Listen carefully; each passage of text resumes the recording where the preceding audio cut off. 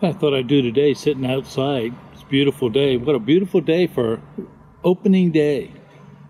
Except there isn't an opening day. No Findlay Market parade. No sound of play ball. No 700 WLW, the Reds on the radio. No Marty Brenneman. Well, Marty wouldn't have been on anyway. He retired last year. But life is different, isn't it? Life is very different than what we anticipated, what was planned, and just how we manage everyday life. And one of the things that as I've observed a lot of people, a lot of writings, are calling attention to maybe really thinking about who God is. You know, C.S. Lewis, in his book, The Problem of Pain, says this. He said, pain insists upon being listened to. God whispers to us in our pleasures, speaks in our conscience, but shouts in our pain. It is his megaphone to rouse a deaf world.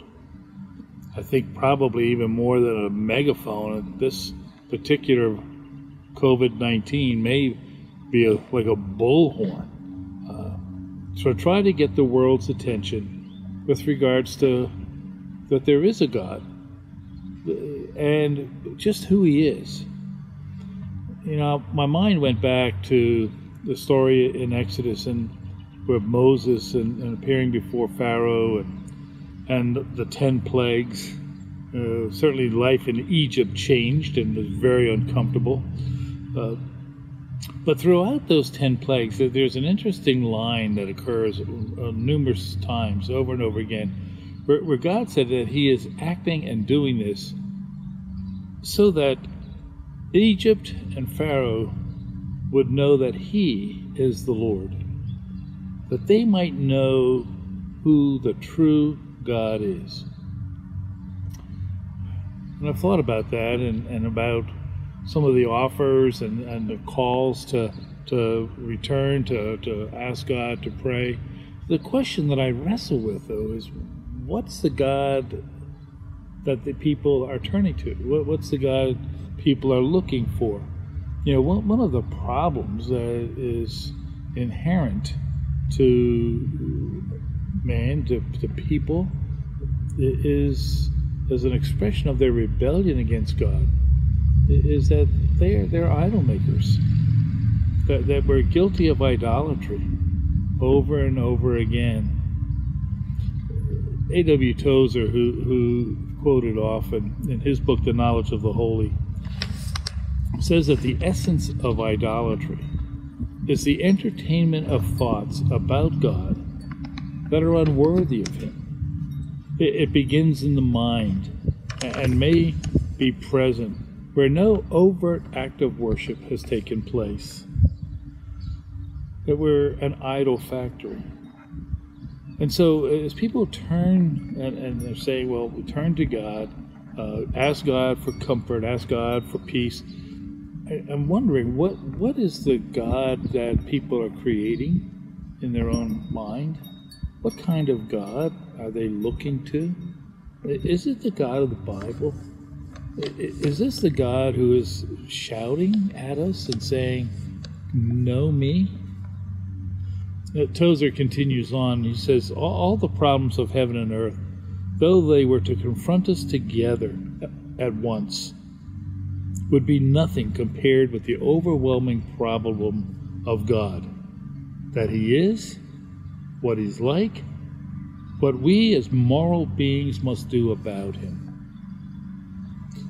As we have this time, more time than we might normally have, to do some reflecting, do some thinking, do some praying, well, let me encourage you to think about who God is. Not just who is God to you, but what has God revealed to us concerning himself. God has told us, both certainly in nature, but in Scripture, what he's like. Maybe two assignments, maybe to get us going. One would be, if you have a copy of Knowledge of the Holy by Tozer, take it off, dust it off, take it off the shelf, and maybe begin reading that as a devotional. If you don't, go ahead and maybe you can download it digitally and start reading. And again, and asking God to say, Lord, teach me afresh so that I could see you and know you. What I intend to do is, in future episodes of this rambling of a mind, is maybe look at some passages that will encourage us to think about who God is. And one of those, certainly, obviously from me, is Isaiah chapter 57 and verse 15.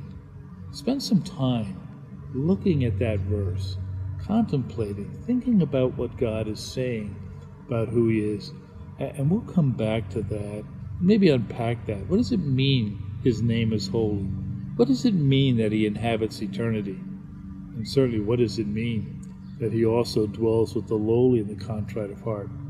If there's ever a time that we ought to be lowly and contrite of heart, this is a time for both us as individuals, as a church, certainly even as a nation, that we would listen to God's voice, hear the shout, and know, humble ourselves and know that he is God.